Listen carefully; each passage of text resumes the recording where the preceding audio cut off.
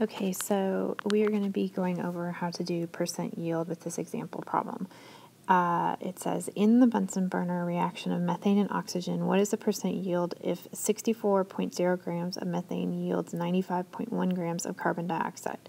And we are given the equation here, and it's already balanced for us. We know it's balanced because it has coefficients.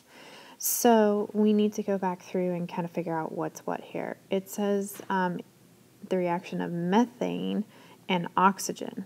Okay, so we know that that must mean that these two are reactants, and you need to know obviously that this is oxygen, so even if you don't know what methane is, you should be able to figure out that this has to be methane.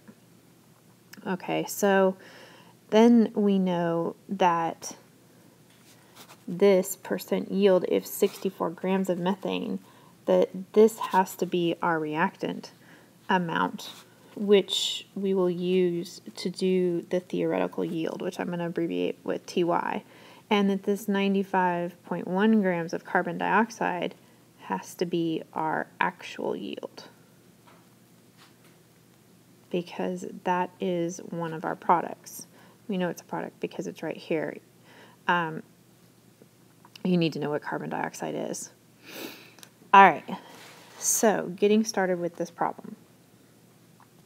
First things first, we have to calculate what our theoretical yield is using the grams of methane. So our given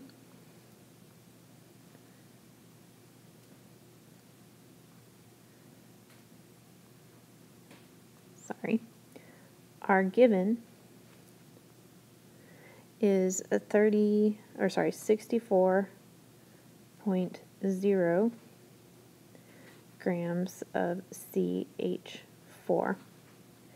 And we know that we're looking for how much carbon dioxide, CO2, we can actually produce theoretically using this amount of methane. So we know mole map wise that we're going to have to go from grams of methane into moles of methane. Once we're in moles of methane, we can go into moles of carbon dioxide and then into grams of carbon dioxide. So this is a three-step, which means we're going to have three conversion statements. The first one is our molar mass of methane. Remember, molar mass is always 1 mole of our substance equals our grams of that substance. And we have to calculate this. We have 1 carbon, so that's 1 times 12.011. Okay, remember we get these straight off the periodic table. We have 4 hydrogens, so that's 4 times 1.008. So 1 times 12.011 is just 12.011. And 4 times 1.008 is 4.032. And then we need to add that up to get our molar mass. And that's 16.043. And then we put that in our blank. So there's our first conversion statement. 1 mole of methane equals 16.043 grams of methane. And now, at this point, we're here on our mole map. We need to go from moles of methane into moles of carbon dioxide. And we do that using our coefficients. That's our mole to mole ratio. So we look at our numbers in front on our balanced equation. Methane doesn't have a number in front of it, so that means it's a 1. And carbon dioxide doesn't have a number in front of it, so that means it's a 1 as well. So our mole to mole ratio is 1 mole of methane equals 1 mole of CO2. I forgot to put my blanks in there. So remember, you always start with blank moles of substance A goes to blank moles of substance B. In this case, it's 1 to 1. And then our last step is to go from moles of carbon dioxide into our mass of carbon dioxide using molar mass again, only this time we need to calculate it for carbon dioxide. So molar mass, remember, is always 1 mole of the substance you're working with, in this case carbon dioxide, equals blank grams of carbon dioxide. We have 1 carbon, so that's 1 times 12.011.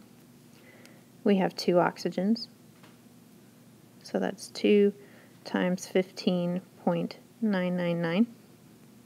Remember, those numbers come straight from the periodic table. So our mass of carbon is 12.011, and our mass of oxygen is 31.998. And we add those up, and we get 44.009 grams, and we put that in our blank. Okay, so now that we have our three equivalent statements or conversion statements here, 1, 2, 3, we can go ahead and set up our equation. Remember, your equation is just your units. So we started with grams of CH4. That was our given. So the top part of this is just our mole map. We need to go into moles of CH4 or methane, and then into moles of carbon dioxide, and last into grams of carbon dioxide. So if we look straight across here, that is the exact same thing as our mole map that we did at the beginning. And then we just need to cancel our units out. So if we have grams of methane here, that means that we need to have grams on bottom. If we have moles of methane, we need moles on bottom. If we have moles of carbon dioxide, we need moles of carbon dioxide on bottom. Remember, whatever you have on top has to go on bottom so that the units cancel. So grams of CH4 or methane on bottom, and then we need to cancel out our moles of methane, and then we need to cancel out our moles of carbon dioxide. Okay, so at this point, we can substitute in our actual numbers. We were given 64.0 grams of methane. Molar mass is always 1 mole of the substance, and the mass we figured out was 16.043. Sorry, write that a little bit better. 16.043 grams of methane. It's a 1-to-1 ratio for carbon dioxide to methane. And then our molar mass of carbon dioxide is 44.09 grams over 1 mole. Remember, it's always 1 mole. So again, where did I get these numbers from? The 1 mole of of methane and the 16.043 grams of methane comes from our first conversion statement here, or equivalent statement. 1 mole is 16.043. The 1-to-1 ratio came from our second equivalent statement, which was our coefficients. And then our molar mass of carbon dioxide equals 1 mole of carbon dioxide is our third equivalent statement. So math-wise, what do we need to do here? And if we look at this, we've got 64.0, and then we need to divide by 16.043 because that's on bottom. We can ignore the ones, all the ones, and so then all we have to do is multiply by 44.09.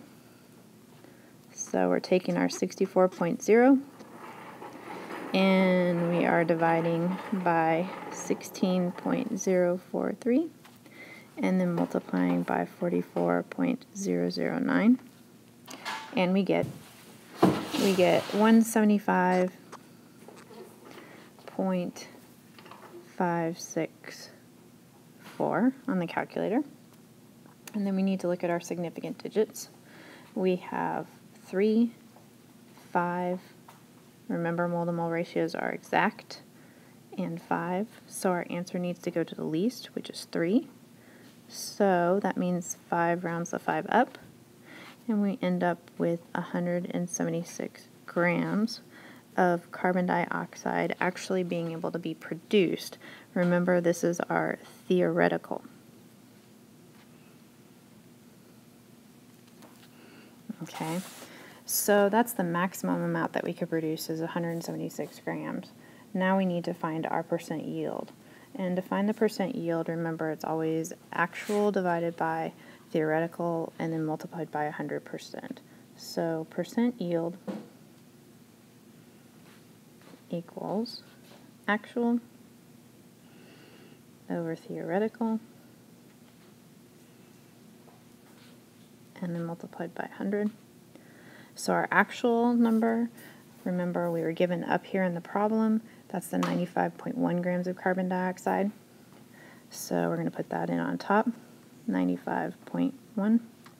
And then our theoretical yield was what we calculated using our mass of methane. So this is this here, the 176 grams. So we put the 176 grams in on bottom, and then we're going to multiply that by 100 to get our percentage.